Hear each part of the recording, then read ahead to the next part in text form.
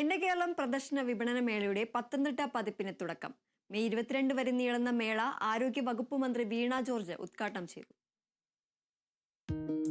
ശബരിമല ഇടത്താവളത്താണ് പത്തനംതിട്ടയിലെ എന്റെ കേരളം പ്രദർശന വിപണന മേള നടക്കുന്നത്. മന്ത്രി വീണ ജോർജ് പ്രദർശന വിപണന മേള ഉദ്ഘാടനം ചെയ്തു.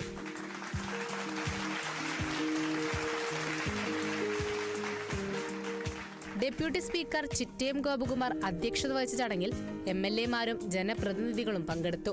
സർക്കാർ സംവിധാനങ്ങൾ ജനങ്ങൾക്ക് വേണ്ടിയിട്ടുള്ളതാണ്, സേവനങ്ങൾ ജനങ്ങൾക്ക് വേണ്ടിയിട്ടുള്ളതാണ്.